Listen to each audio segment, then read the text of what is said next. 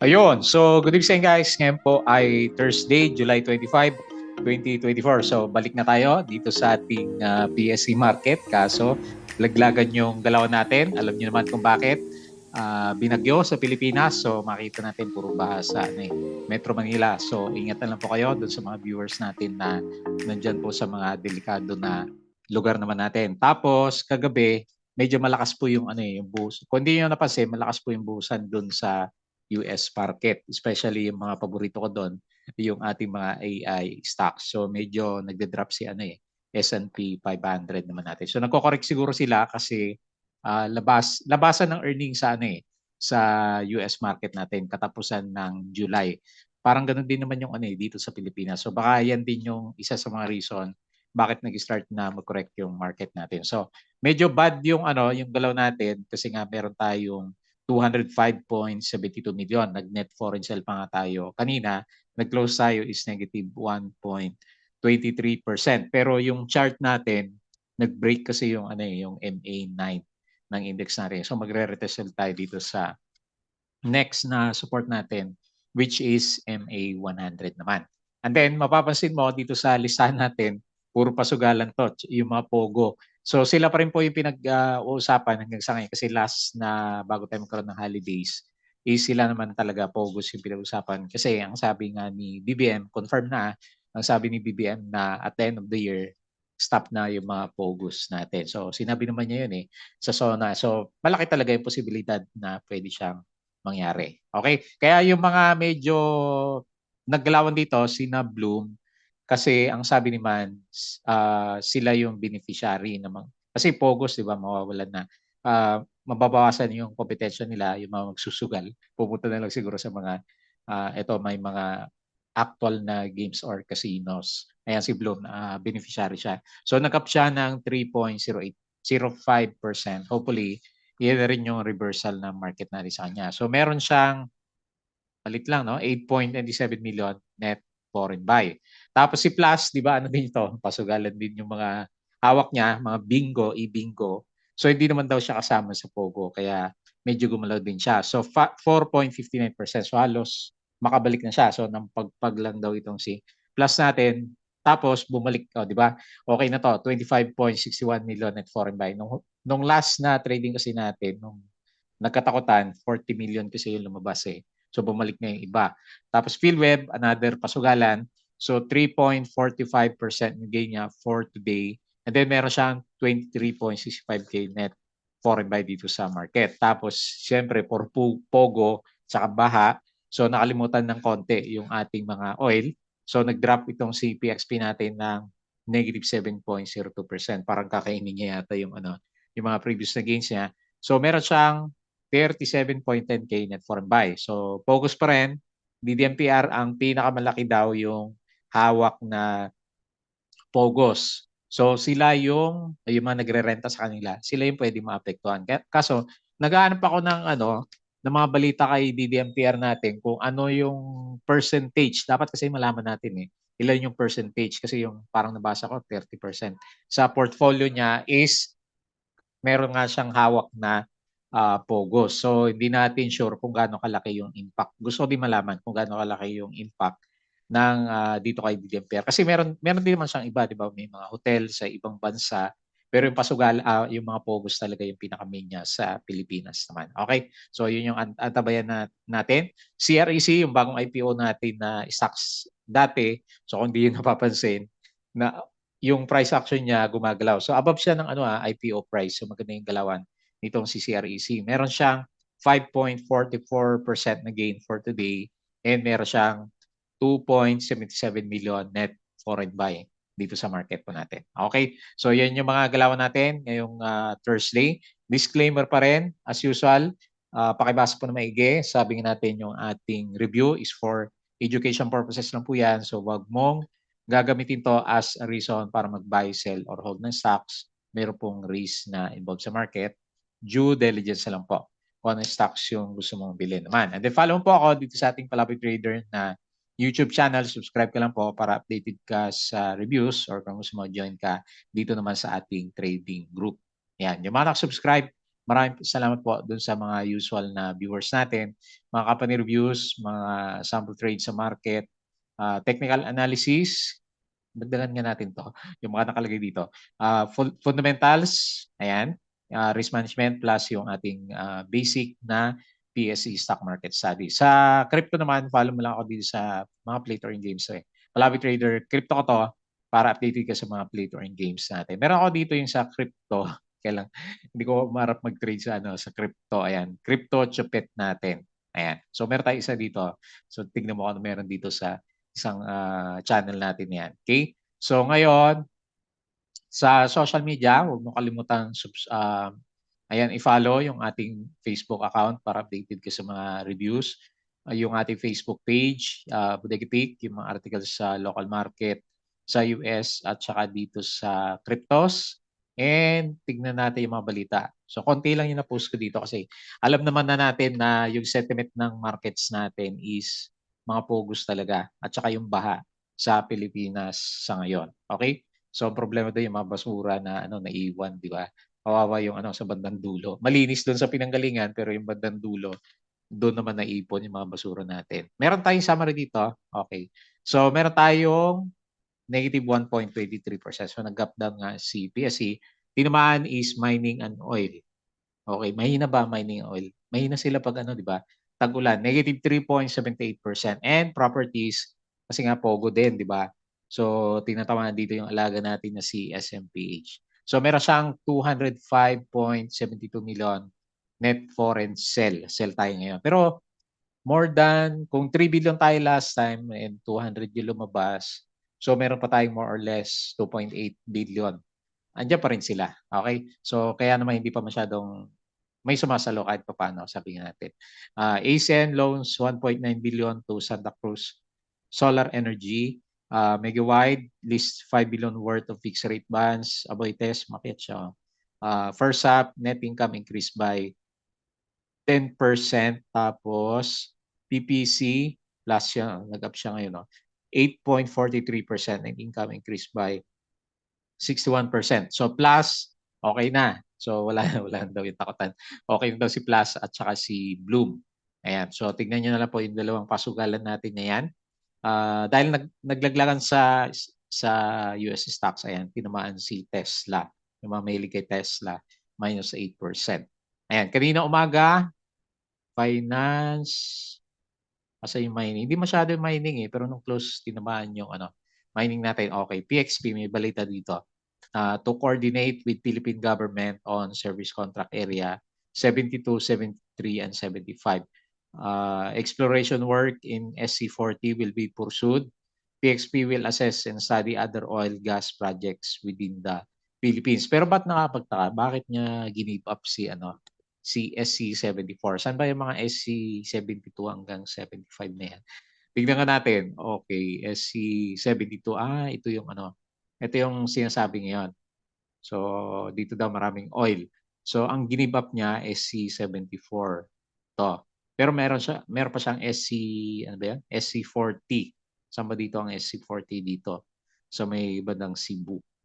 Ayan. So, yan yung mga pinag-aagawan nila dati nung nagkaroon tayo mga video. Meron tayong vlog about sa mga oil. Ano nung pinaka-topic natin noon? Oil gold. Black gold. Ayan, sabi nila. Okay. So, Petro Energy, PERC to. Meron siyang partnership. Laguna Solar Rooftop. Aboites records a consolidated net income of 11.5 billion. PXP records 9.2 million net loss attributed to equity holders. CPG, kung kailan ko binatawad si CPG, umakyat pa. Okay, so congrats na lang. Communication assistance from Globe, mobilized resource across Luzon, BDO, okay, mga banks natin, tinamaan kanina. SEC starts to regulate sale of condos, rental pool assets. Rental pool assets. Ano ba yung mga yan?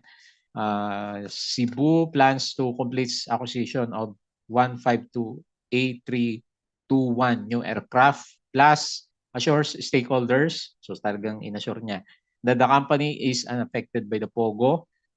SM Supermall saw a 27% growth. Okay naman to, kaso ayaw makyat. Ali, share buyback pa rin tayo. Globetel, extender support to government, Aboitiz, okay na yan. So, nag-resume na nga tayo kasi wala tayo kahapon, di ba? S&P, Nasdaq suffered worst session since 2022 kasi ito si S&P nag-drop na more than 2%. Laglag yung mahawak natin na AI stocks yan. Okay, so ano pa? SEC, JT Cap, tapos yung laglagan sa grabe si Nasdaq ko. Negative 3% nakalagay dito ah. So malaki pala yung drop dito sa Nasdaq index. Kaya expected na natin lalo na binabagyo sa Pilipinas, di ba? Okay, so yun po yung mga balita natin. And then, yung isa, huwag mong kalimutang i-check yung ating Patreon channel. So yung mga gusto po ng guide dito sa trading sa Philippine markets. So double check mo na lang po itong binubuksan natin na Patreon channel po natin. Okay? So ngayon, punta tayo dito sa PSE market. Ayan. Gap down tayo. So may premonition ng bad sign sa market. So kung ito yung peak natin, hanap tayo ng support. Ito yung next na support, 6,500. Kasi wala naman tayo dito sa dito sa kulong natin last time from 6,4 papuntang 6,7, di ba? So dito ko na lang muna ilalagay kasi may kung ito yung parang isang higher low niya dito, di ba? So tingnan natin, hopefully hindi ang pinaka consolation na lang natin kasi nagda-drop siya, baka mag-drop pa at parang yun na yung cycle niya. So hopefully mag-bounce siya dito sa MA20. Okay? So 205.72 million net foreign sale, 1.23%. Loss sa market, hindi naman ganoon kalaki. Hopefully makahabol yung ibang foreigners doon sa mga stocks natin na hindi nila nasakyan last time. Ghost month na ba tayo? Kaya siguro din may ghost month, no? Kasi pagdating ng August, puro bagyo na sa sa Pilipinas. Okay, so parang nagpo-pullback si RSI at saka MACD formation. So yung panalo dito sa big caps natin, si Bloom nga nag-up siya 3%. Parang Dow G din yung yung galawan niya si URC sa mga big caps mo na 0.34, si Globe 0.67. Uptrend pa rin si Globe natin. JT Cap 0.83. So the rest Aboitiz 1.82. So the rest laglagan na. BDO 1.65, gap down din siya. ICT pababa ulit. Ali 1.27, SM 1.41, SMPH. Ito medyo nag-pullback talaga. 3% and Jollibee 1.75%. Ayan, si APX nag-drop na malaki yan. Ba nangyari dito? Okay, napagod na si APX natin. So dito naman tayo sa winners and losers. So hanap tayo mag-volume. CREC, 16 million. So nakapwesto na yung iba. No? Okay, ganda ng galaw ni CREC. Mamaya, pag-usapan natin yan. Plus, pag-usapan din natin yan. Maganda yung recovery. 4.59 si Bloom. Recovery din, 3%. Medic, hindi pa masyado. No? Walang volume eh. Aboitiz 29. Kasi si Aboitiz 29 million. Alter 1.4.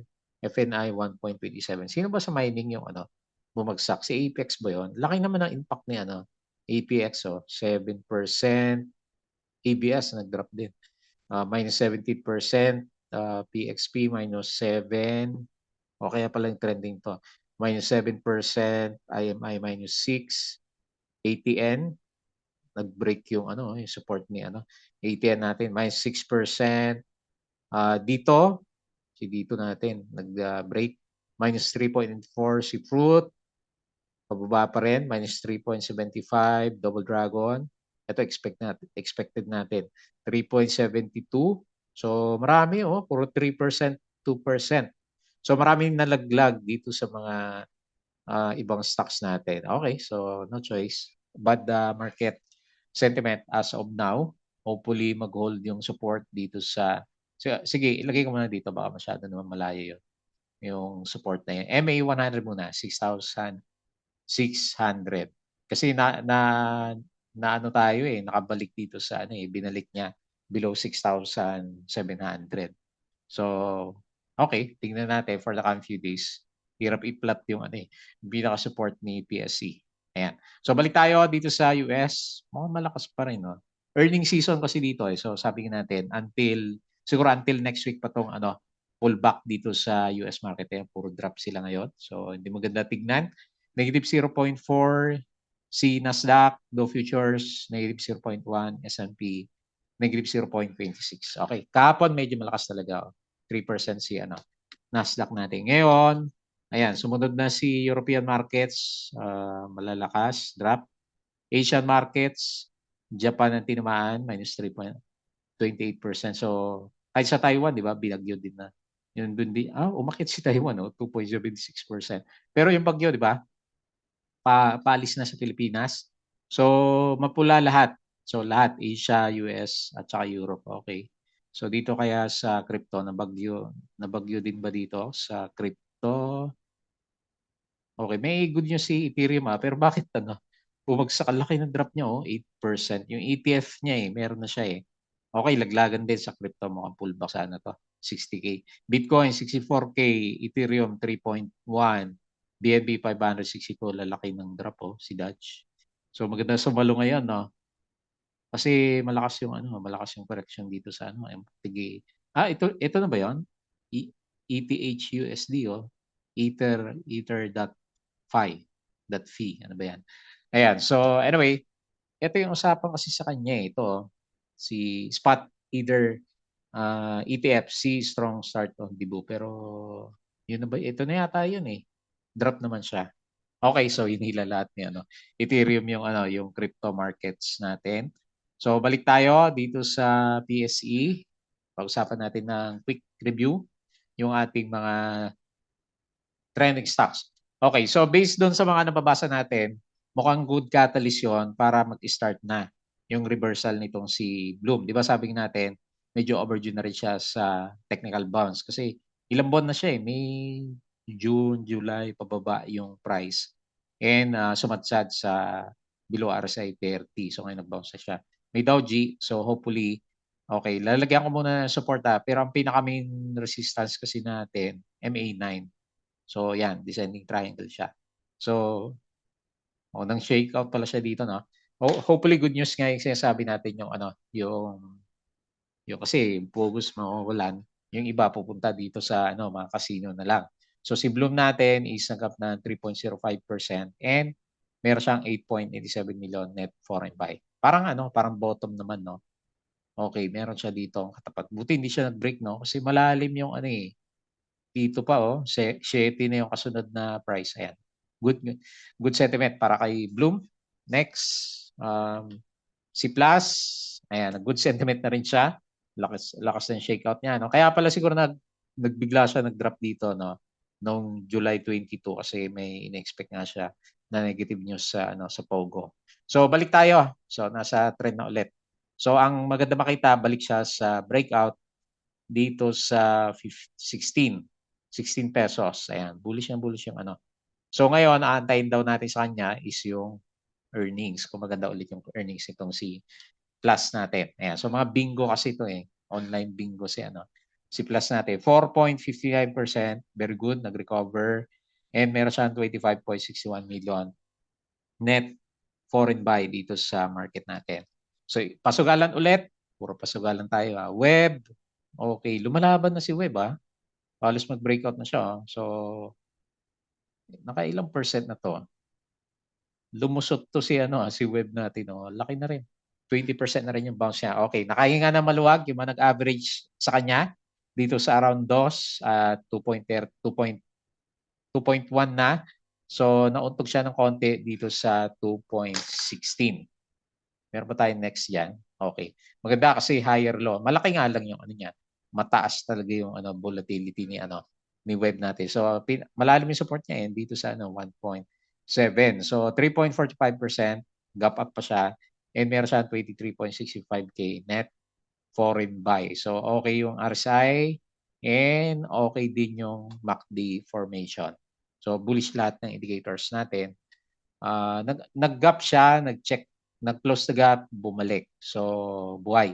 Itong si web natin. Ngayon, sakaling mag-breakout, parang inisip ko, may breakout to 2.3. Abangan nyo na lang po sa 2.3 yung mga nag-aabang ng take profits kung meron kayong web. Next, PXP. So, kailangan ulit natin ng balita. So, hindi successful yung bounce. So, nire-retest niya ngayon yung MA9. Watch out. Pag magkaroon tayo ng breakdown, ang next na support natin medyo malalim na. So babalik tayo dito sa malapit sa 3.3 kapag sumadsad pa rin tayo bukas. Okay, so kailangan na niya ng Dow G.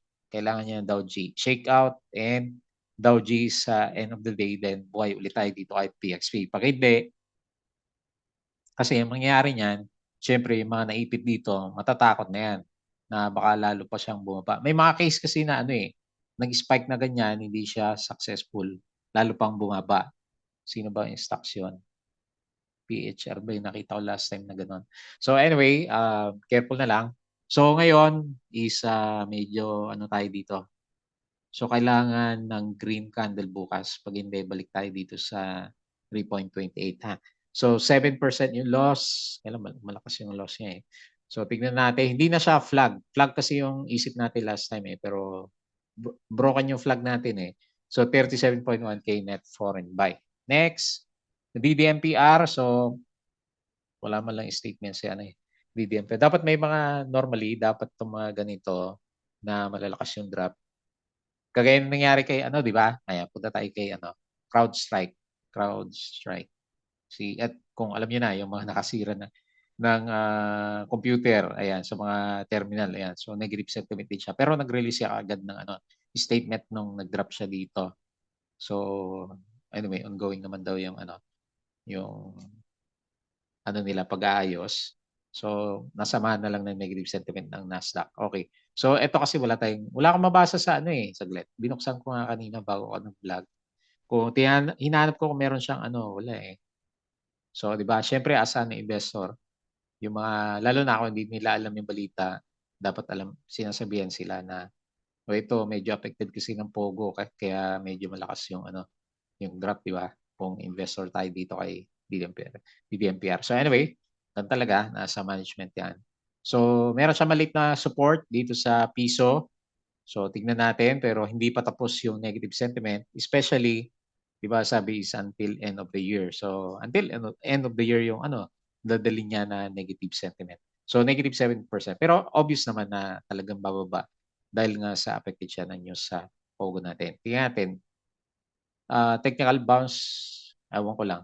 Hindi ko rin masabi. So hindi kasi kagaya ni Bloom na pwede mo sabihin na ito pwede mag-technical bounce kasi wala naman siya ibang news na na inaantay na negative, di ba? Okay, so tignan lang po natin. So double check nga lang kung investor kayo kay DDMPR. Hopefully naman makahanap siya ng kasi naman physical building andun lang naman siya. So kung mag-alisan yung Pogo, lugi lang siya sa renta. Siguro yung ROI niya mas matagal lang pero andun pa rin naman yung asset niya, di ba? So kailangan niya lang maghanap ng taga-renta. Next, CREC. Okay, sabi nga natin, nabuhay na. So wala tayong resistance. Wala tayong ilalagay na resistance. Support na lang. Meron tayong support dito sa 2.9. Ito maganda kasi IPO price 2.7, current price 3.1. Parang si Red Sea yata ito eh. Dalawan na ito eh. Saan na ba si Red Sea? Ayan. So, nung nag-IPO siya, umakyat siya ng umakyat. Wala kasi resistance eh.